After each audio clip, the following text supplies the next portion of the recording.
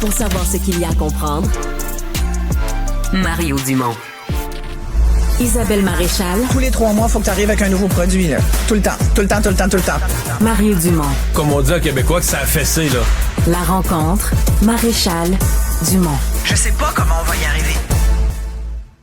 Bonjour Isabelle. Bonjour Mario. Tu veux me parler de DPJ, de ces bâtiments vétustes avec encore ces vieilles installations, des espèces de trous, là, de chambres d'isolement? Oui, les bâtiments qui sont vétustes depuis longtemps, on le sait.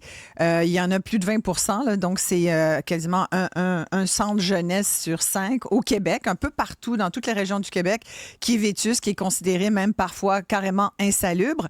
Et c'est ça qui nous amène finalement au nœud du plus grave problème à mes yeux. C'est les techniques qui sont utilisées dans ces bâtiments. En plus de l'insalubrité, en plus des conditions, tu sais, quand tu as de la moisissure, quand tu as des plafonds qui sont craqués, quand c'est humide, quand tu es dans des locaux, parce qu'on manque de place, ça déborde aussi, ça c'est un autre des éléments. Et quand on te met dans des locaux qui ont l'air de cellules d'incarcération, de prison, tu te demandes comment peut-on traiter des enfants et qui en sont un petit peu, parce qu'à une époque, c'était des jeunes contrevenants qu'on gardait là-dedans. Oui, alors qu'aujourd'hui, la DPJ, c'est plus ça, normalement, Mario. C'est pas...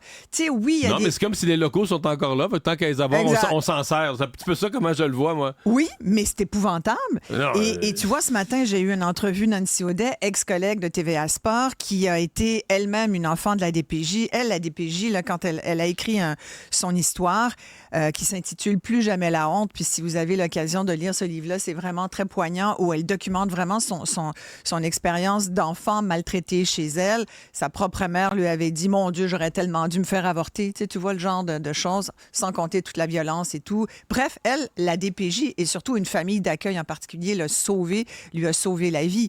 Et elle témoigne donc de ses séjours en centre jeunesse et tout.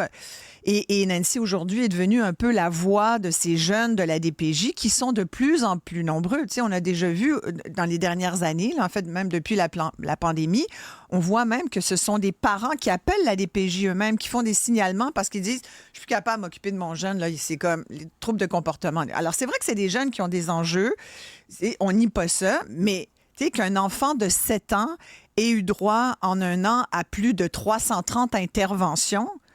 T'as beau dire c'est un enfant qui a des enjeux de comportement, puis je dis ça, là, puis je connais pas son dossier. Quand tu dis intervention, c'est-à-dire qu'on l'a contenu, puis on l'a mis en isolement. Dans une espèce de cellule. Dans une cellule.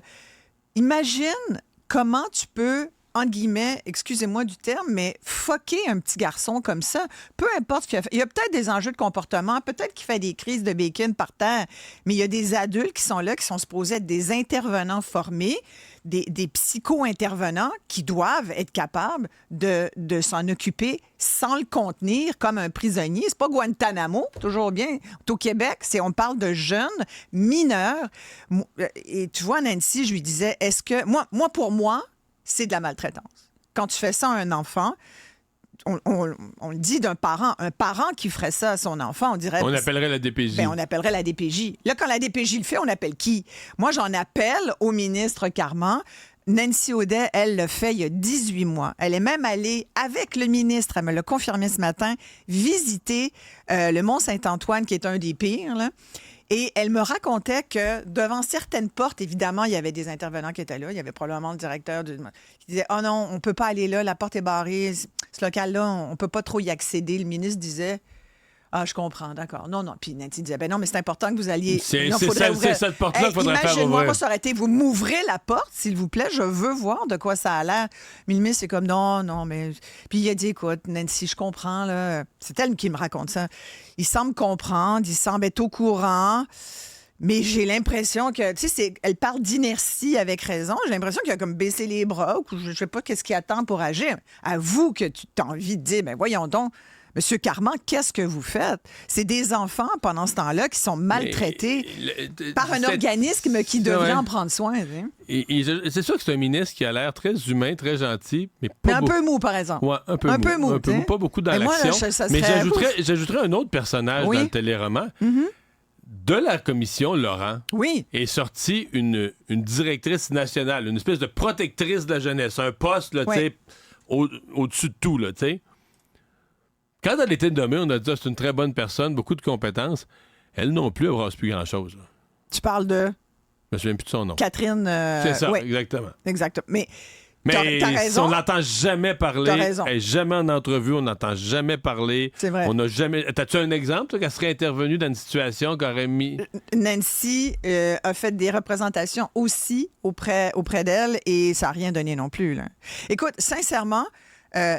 Nancy a fini par dire qu'elle avait jusqu'à aujourd'hui de la réticence à utiliser le terme violence institutionnelle. Elle le fait aujourd'hui parce qu'elle dit il faut qu'il y ait un électrochoc, il faut qu'il se passe quelque chose. Moi, je vais même plus loin. Je dis c'est le gouvernement qui est donc coupable de maltraitance carrément envers des enfants dont il doit s'occuper. Il faut absolument que le ministre... Catherine Lemay. Voilà, Catherine Lemay. Mais merci. C'est ça. Je peux même pas... Je suis tout dans l'actualité. Je peux pas se souvenir qu'à un moment donné, il y a eu une intervention d'elle puis ça a fait boum, ça a fait la protectrice de la jeunesse. On est bon au Québec pour mettre des Top Gun ou autres spécialistes qui viennent oui, mais elle a le poste, là. Elle les a, les pouvoirs. Si elle décidait, là... Mais tu sais, dans les problèmes dans les écoles, on s'en parlait toi et moi dernièrement, on a découvert finalement qu'il y avait un protecteur de l'élève. Alors que, on ne l'entend jamais, le protecteur de l'élève. Je suis sûre que c'est une bonne personne. Puis il est compétent. Mais on l'a déjà entendu plus. Mais on l'a plus entendu, t'as raison. On l'a plus entendu, puis c'est plus nouveau. Oui, t'as raison. Il a été créé après, puis on l'a plus entendu. Oui. Mais Mme Lemay a certainement là un beau dossier à s'occuper. Et moi, je trouve ça épouvantable. Moi, ça m'arrache le cœur. On va mettre ça sur le compte que là, elle est arrivée puis qu'elle a fait un tour d'horizon complet pour regarder tous les problèmes puis que le moment... Là, le tour est fait. Puis quand t'as quelqu'un le moment comme... arrive là, d'agir. Écoute, Nancy est marraine, justement, de la Fondation des jeunes de la DPJ. Elle est là-dedans. Il y a eu... Encore il y a 2 semaines, il y avait une commission... Écoute, ça fait 1 an et demi qu'elle parle du sujet. Là. Il se cache derrière des réparations puis des rénovations à venir. Ça peut pas être juste ça, la réponse. Ça a tellement fait réfléchir des gens ce matin qu'à la suite de l'entrevue, il y a même Dominique, un ex-enfant de la DPJ qui a téléphoné à Cube et qui a parlé à ma recherchiste Cybèle et qui racontait son histoire. Puis lui, là, quand il entendait ça, le témoignage de Nancy, il disait « J'ai vécu ça, moi. Dans le milieu des années 90, on m'a mis en contention. Lui, il parle d'heures et d'heures. Lui, là, il dit, j'étais en isolement sans que personne le sache. Mon plus long séjour en isolement, ça a été 32 heures. Tu sais que c'est même plus permis d'être prison à sécurité maximale. Le trou.